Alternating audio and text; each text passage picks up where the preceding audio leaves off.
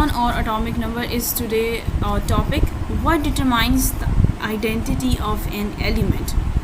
अगर हमारी एक आइडेंटिटी है ना, हमारा CNSE नंबर हमारी एक आइडेंटिफिकेशन का रिप्रेजेंट करता है. अगर आप स्कूल में हो, स्कूल में जो स्टूडेंट कार्ड है, आपका जो नेम प्लेट है, that would be your identity. अगर कोई भी एलिमेंट हो तो उसकी आइडेंटिटी उसके प्रोटॉन, न्यूट्रॉन, इलेक्ट्रॉन्स के नंबर्स होते हैं, उसका मैस नंबर होता है. Proton number refers to the number of protons in the nucleus of an atom. It is also known as atomic number and is indicated by the symbol Z. This is the whole definition of proton or atomic number. ये complete definition है और इसको denote कैसे किया जाता है? Capital Z के साथ. Protons have a positive electrical charge. In neutral atoms, the number of protons is equal to the number of electrons. यहाँ पे चीज़ें देखें इंपॉर्टेंट है. उससे पहले हमने बताया कि जो प्रोटॉन होते हैं वो पॉजिटिव इलेक्ट्रिकल चार्ज होता है, इलेक्ट्रिकल चार्ज, ठीक है. उसके बाद न्यूट्रल एटम होते हैं जिनके ऊपर कोई चार्ज नहीं, कोई स्टेट नहीं होता. The number of proton is equal to the number of electron. यहाँ पर उन्होंने बात की है कि हमारे पास जब एक चार्ज न्यूट्रल हो जाता है तो उसमें जितने भी प्रोटॉन्स होते हैं वो उतने ही इलेक्ट्रॉन्स के इक्वल हो जाता है. ओके. अगर उसके प्रोटॉन 6 है तो उसके न्यूट्रॉन भी 6 होंगे, उसके क्या कहते हैं इलेक्ट्रॉन भी 6 होंगे. अगर उसके प्रोटॉन 2 हैं तो उसके इलेक्ट्रॉन भी 2 होंगे, ठीक है. This means this balance the positive charge of the proton. ये जो उसके पॉजिटिव चार्ज को बैलेंस करके रखता है. This means the proton number also indicates the number of electrons in the atom. इसका ये मतलब है कि प्रोटॉन जो है एक एटम में अगर प्रोटॉन सेम है तो अगर प्रोटॉन जो रिप्रेजेंट कर रहा है वो इलेक्ट्रॉन भी वही प्रेजेंट कर, इलेक्ट्रॉन जो प्रेजेंट कर रहा है प्रोटॉन भी वही प्रेजेंट कर रहा है. दोनों एक दूसरे का जो है ना वो अल्टरनेटिव का काम कर रहे हैं. For example there is only one proton in the nucleus. एक हमारे पास न्यूक्लियस है, उसके अंदर एक प्रोटॉन है तो वो H एटम है. हाइड्रोजन की बात करें, हाइड्रोजन में तो एक ही प्रोटॉन होता है. इसका मतलब there is only one proton in the nucleus of an H atom, therefore it is atomic number is 1. All the atoms of the given element have the same number of proton and therefore the same atomic number. हर एक का जितना भी जो है वो number of same number of proton होंगे तो उनके same number of atomic number होंगे. अगर एक प्रोटॉन है तो बाहर इलेक्ट्रॉन भी एक है. अगर द प्रोटॉन 2 हैं तो ये देखिए H एटम, क्या कहते हैं इसको, hydrogen atom, helium atom and carbon atom, ठीक है. इसमें जितने नंबर ऑफ प्रोटॉन्स है उतने ही नंबर ऑफ इलेक्ट्रॉन्स है. Do you think atomic number of helium is 2? What is the proton number of C atom? तो हमें वो नज़र आ रहा है 6. Okay. Uniqueness of a proton number. Proton number अगर यहाँ पर सिमिलर हो के तो उसकी यूनिकनेस क्या है, क्या चीज़ है जो उसको यूनिक बनाता है? Each element has a unique proton number that distinguishes it from other elements. अगर हर एक प्रोटॉन नंबर हम लोग बात करेंगे कि हर एक एटम के पास सेम एटॉमिक नंबर है, सेम नंबर ऑफ इलेक्ट्रॉन है, तो वो चीज़ डिफरेंट कैसे होगी? डिफरेंट होगी जब हाइड्रोजन के पास 2 हैं, हीलियम के पास, हाइड्रोजन के पास 1 है, हीलियम के पास 2 हैं, कार्बन के पास 6 है. तो यही एटम एक दूसरे को क्या बना रहे हैं? डिस्टिंग्विश बता रहे हैं. अब हाइड्रोजन के पास जो प्रोटॉन नंबर है वो हीलियम के पास नहीं है, और जो कार्बन के पास है हीलियम के पास तो वो हो ही नहीं सकता. ये चीज़ें एक दूसरे को डिस्टिंग्विश करके बताती हैं. आगे आ जाते हैं. It determines the various properties of an element and its position in the periodic table. यही चीज़ उसकी प्रॉपर्टी और उसकी पोजीशन को क्लेरिफाई करती है. पीरियोडिक टेबल में जो एलिमेंट इसी तरीके से बेस हुए होते हैं, अपना एटॉमिक और प्रोटॉन नंबर के अकॉर्डिंग अरेंजमेंट हुई होती है उनकी.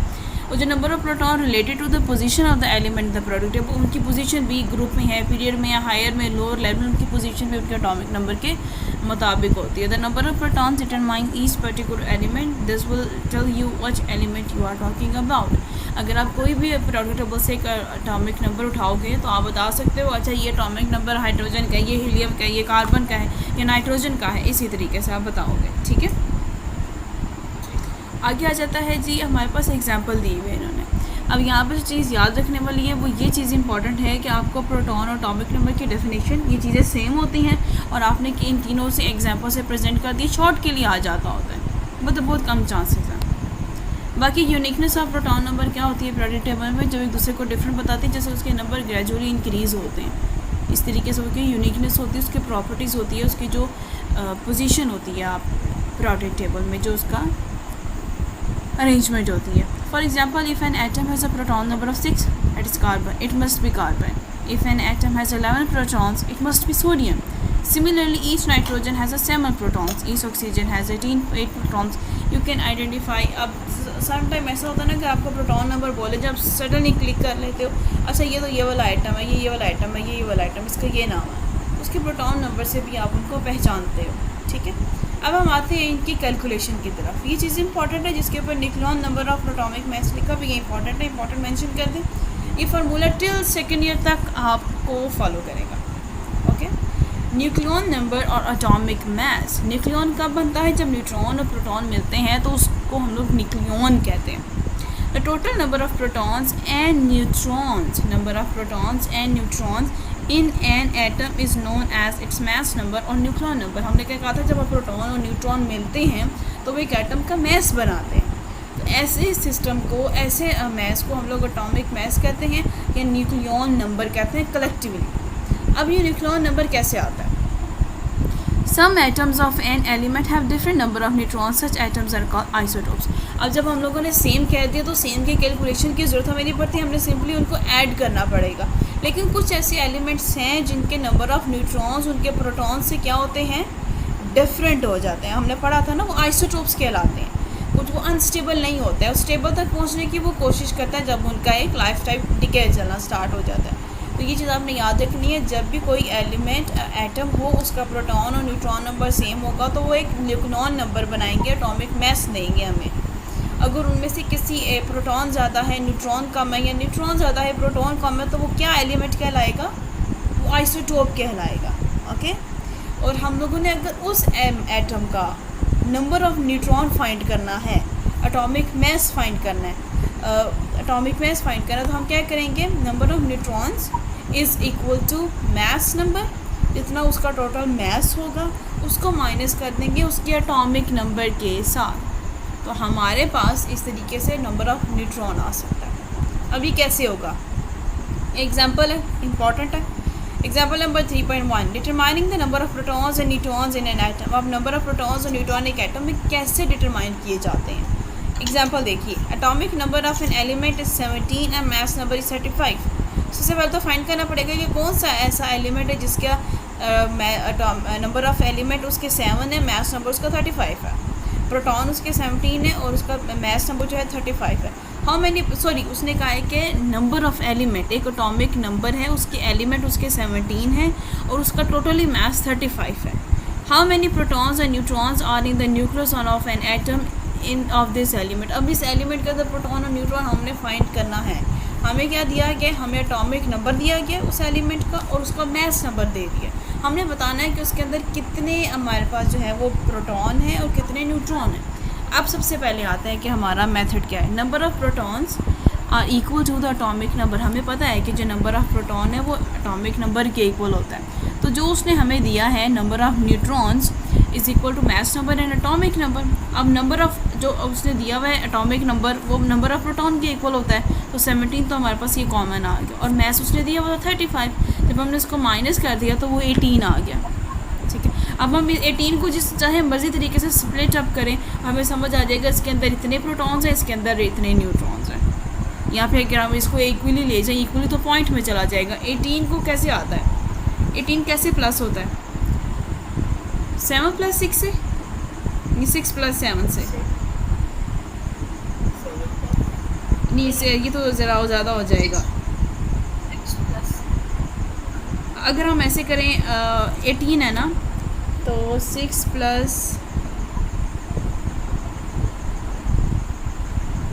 6 तो 12 होगा, 6 + 7 13 होता है, 6 + 8 14 होता है, 6 + 9 15 होता है, तो देखो ज़्यादा हो जाएगा। 6 + 12 18 देता है हमें। अब यहाँ पे देखें, बताएं इसका जो नंबर ऑफ़ प्रोटॉन है वो 6 है, नंबर ऑफ़ न्यूट्रॉन 12 है, तो ये कौन सा आइटम हो गया? हाँ, पीरियोडिक टेबल में देखे बता दें, इसका प्रोटॉन 6 है और इसका न्यूट्रॉन 12 है।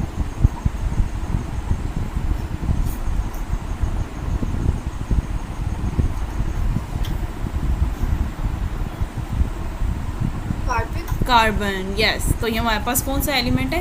कार्बन। ठीक है, अब इसको तरीका क्या किया है कि हमारे पास अगर किसी न किसी एटम का एटॉमिक नंबर गिवन होगा तो वो उसका नंबर ऑफ़ प्रोटॉन होगा, वो उसका क्या होगा, atomic number, number of proton वो उसका एटॉमिक नंबर होगा। और हमने मैस ऑलरेडी गिवन होता है। मैस कभी भी अगर आपको फाइंड करना भी पड़े तो आपके पास नंबर ऑफ़ न्यूट्रॉन्स गिवन हो, आपके पास एटॉमिक नंबर गिवन हो, तो उस मैथ्स को साइड पे ले जाके इन दोनों को प्लस कर दो तो आपके पास उस एटम का मैथ्स नंबर आ जाएगा। हम लोग मैथ्स में अक्सर कैलकुलेशन करते होते हैं ना, उनकी स्प्लिट करते हैं, जगह को इंटरचेंज करते हैं। एल अगर फाइंड करना है तो एम आर उधर ले जाते हैं, एम अगर फाइंड करना है तो एल आर कर लेते हैं, आर को फाइंड करना है तो एम एल को कर लेते हैं। इस तरीके से हमारे फार्मूलाज एडजस्टमेंट चलती रहती है। तो इसी तरीके से अगर आपके पास नंबर ऑफ़ न्यूट्रॉन्स अगर आपने फाइंड करना है तो उसको मैथ्स एटॉमिक नंबर से माइनस कर देना है, तो आपके पास किसी भी एलिमेंट का नंबर ऑफ़ न्यूट्रॉन्स आ जाएंगे। ये न्यूमेरिकल समझ आ गया। अब चलते हैं रेडियो एक्टिविटी की तरफ। कल हमने देखा था radio isotopes. What is radio activity? अब ये अगला क्वेश्चन आ जाता है कि अब रेडियो एक्टिविटी रेडियो आइसोटॉप से कहाँ डिफरेंस है, हम उसको देखते हैं।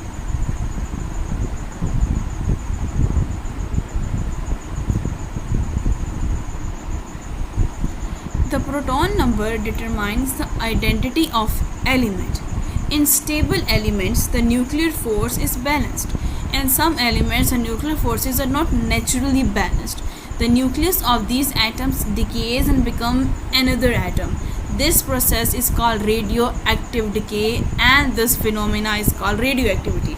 ये मैंने आपको कॉन्सेप्ट दिया था कि हमारे पास रेडियो एक्टिव एलिमेंट्स होते हैं जो अनस्टेबल होते हैं, जिनके प्रोटॉन या न्यूट्रॉन स्टेबल नहीं होते हैं, आपस में मैच नहीं करते हैं, वो डिफरेंट होते हैं। ऐसे एलिमेंट को रेडियो एक्टिव एलिमेंट कहा जाता है या रेडियो आइसोटॉप्स कहा जाता है। तो उन रेडियो एक्टिविटी उनकी जो होती है वक्त के साथ साथ वो जब स्टेबल होने की तरफ मूव करते रहते हैं तो उनकी एक रेडियो एक्टिविटी का प्रोसेस चलता है, वो अपने आप को ख़त्म कर रहे होते हैं। अगर सिंपल एग्जांपल बताऊं तो वो अपने आप को ख़त्म कर रहे होते हैं, अपनी एनर्जी एमिट कर रहे होते हैं। अब ये देखिए इन्होंने पूरी डेफिनेशन इस प्रोसेस में बता दी है कि कुछ ऐसे प्रोटॉन नंबर जो है वो अपनी identity, the proton number determines the identity of an element. कोई भी एलिमेंट हो उसका प्रोटॉन नंबर उसकी आइडेंटिटी को डिटरमाइन करता है। लेकिन कुछ ऐसे एलिमेंट जो स्टेबल होते हैं, हमें पता होता है क्योंकि उनकी न्यूक्लियर फोर्स भी स्टेबल होगी। लेकिन कुछ ऐसे एलिमेंट्स होते हैं जो स्टेबल नहीं होते हैं तो उनकी न्यूक्लियर फोर्स भी नेचुरली बैलेंस्ड नहीं होती है। और the nucleus of these atoms decay and becomes another atom. उसमें क्या होता है कि उनका न्यूक्लियस आहिस्ता आहिस्ता डिके होता जाता है, वो फिर अनदर एटम बन जाता है, ख़त्म हो जाता है, न्यू स्टेट में आ जाता है। ऐसे प्रोसेस को रेडियो एक्टिव डिके कहते हैं और ऐसे फिनोमेना को हम लोग रेडियो एक्टिविटी कहते हैं। ठीक है, radio activity is the process by which unstable atomic nuclei loss energy by emitting radiation. ये भी आप लिख सकते हो। आप रेडियो एक्टिविटी के आगे जी लिख लें, radioactivity is the process by which unstable atomic nuclei loss energy by emitting radiation.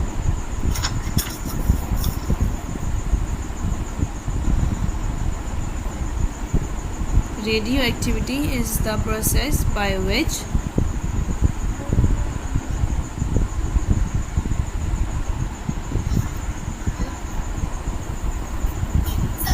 radioactivity is the process by which unstable atomic nuclei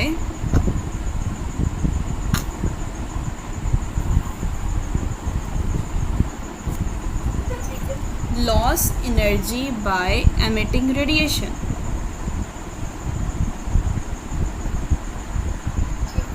बस आगे हम चलते हैं। This process continues until the forces in the nuclear core are balance, जब तक वो balance नहीं हो जाती। In radioactive decay when an atom emits a neutron, जब वो एक न्यूट्रॉन एमिट करता है, it changes to another isotope. अब ऐसा होता है ना कि जब अगर हमारे पास कोबाल्ट 60 होगा तो कोबाल्ट 60 जब डिके होगा ना तो वो एक नया एलिमेंट बन जाएगा। क्यों? क्योंकि उसके अंदर से न्यूट्रॉन तो निकल गया, वो तो 60 रहा नहीं है, वो चेंज हो जाएगा। इसी तरीके से वो अपनी न्यू स्टेट में आते जाते जब तक वो स्टेबल नहीं हो जाते।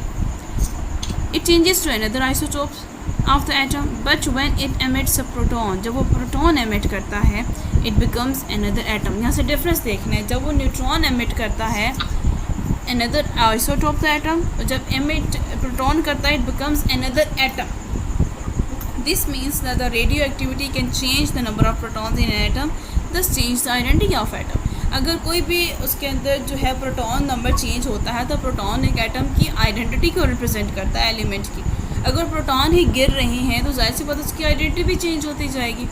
फॉर एग्जांपल यहाँ पे एग्जांपल देखिएगा, carbon 14 is a radioactive isotope of a carbon. हमें कार्बन 14 का पता है, एक सबसे बेस्ट एग्जांपल है रेडियो एक्टिव आइसोटोप कार्बन की। ठीक है, it is naturally present in the atmosphere, जो कि हमारे एटमोसफेयर में प्रेजेंट है.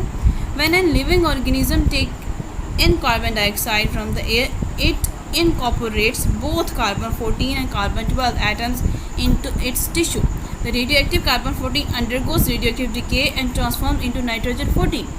जब हम लोग इसके बेस्ट एग्जांपल क्या है, कार्बन 14 एक ऐसा रेडियो एक्टिव आइसोटोप्स है कार्बन का जो नेचुरली हमारे एटमॉस्फेयर में प्रेजेंट होता है. कार्बन हमारे एटमॉस्फेयर में प्रेजेंट है ना, वो कौन से स्टेट में प्रेजेंट है, 14 के फॉर्म में. हमारे पास कार्बन 14, 12, 13 और 14 है. ठीक है.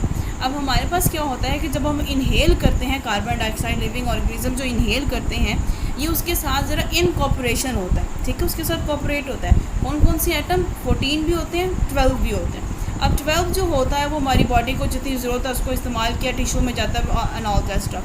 तो उसमें जो कार्बन 14 होता है वो रेडियो एक्टिव डिके होता जाता है. कार्बन 14 है वो कम होता जाता है, कम होता जाता है. हमारे पास फिर क्या बन जाता है, नाइट्रोजन 14, क्योंकि वो अपने एटम्स या न्यूट्रॉन्स को डिके कर रहा होता है.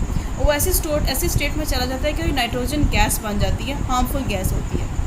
फिर उसको फिक्स करने के लिए वो आगे प्लांट्स का वो आगे प्रोसेस होता है. ठीक है. यहाँ पे हमारे सबसे बेस्ट एग्जांपल क्या है, ये रेडियो एक्टिव आइसोटोप की कार्बन 14. कार्बन 14 नॉर्मली हमारे एयर में प्रेजेंट है. जब हम कार्बन डाइऑक्साइड इनहेल करते हैं, ये उसके साथ इनकॉर्पोरेट करते हुए कार्बन 14 और कार्बन 12 जो है वो ऑर्गेनिज्म इनहेल करते हैं, लिविंग ऑर्गेनिज्म.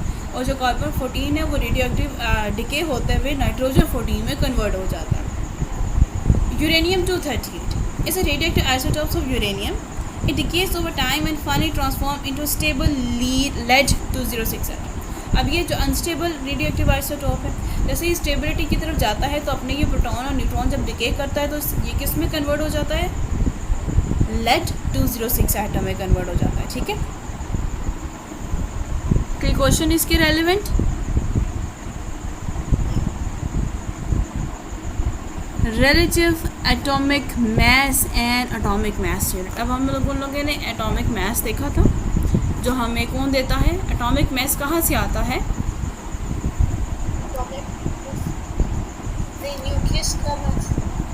एटम का मास. एटम का मास कहाँ से बनता है,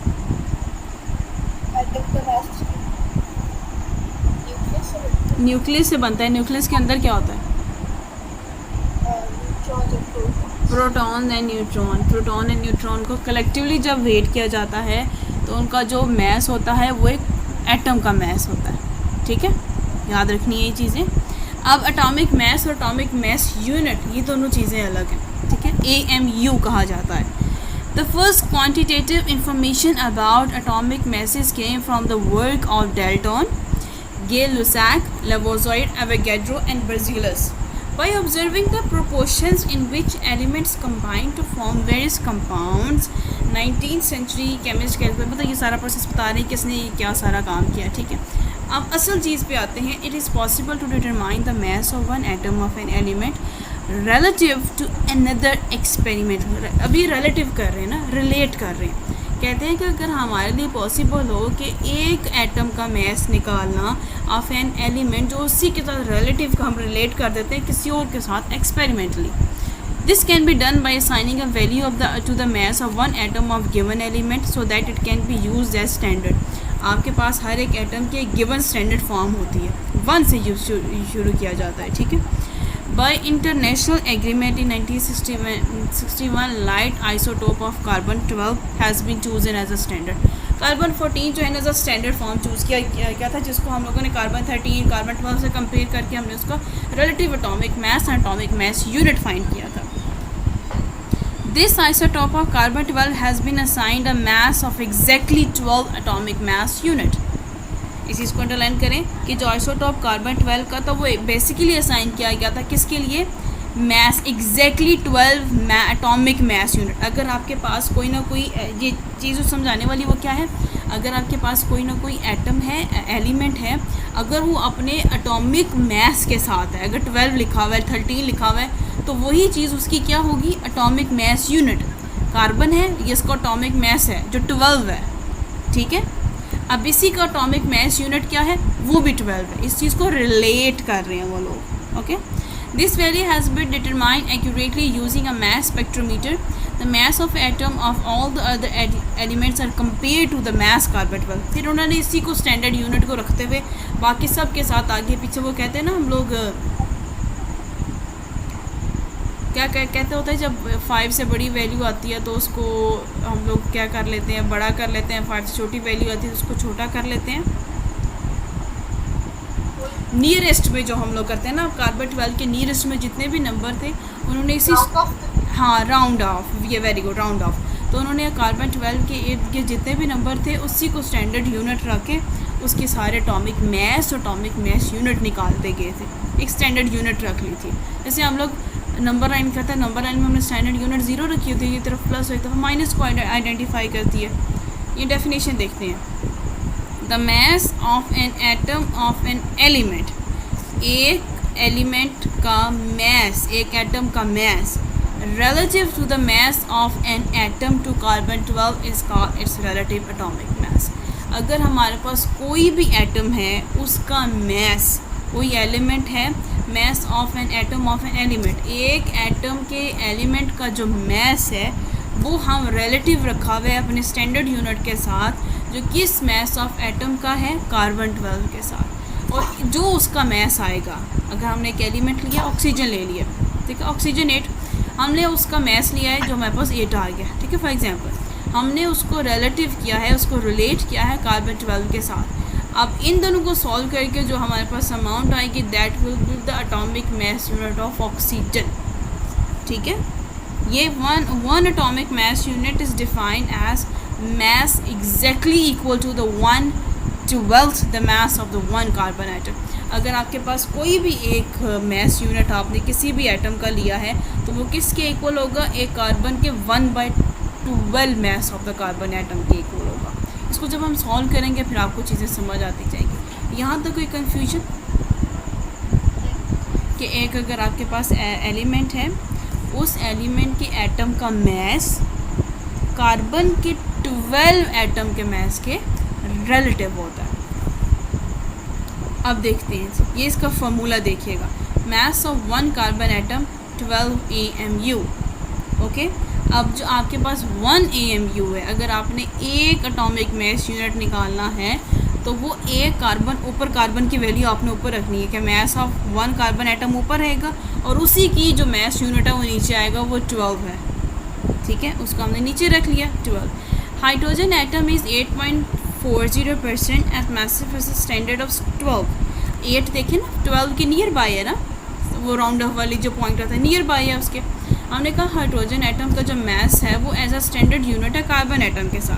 therefore the relative atomic mass of hydrogen is, अब सबसे पहले जो लिखा हुआ है 8.40, अब नीचे हमने 100 क्यों लगाया,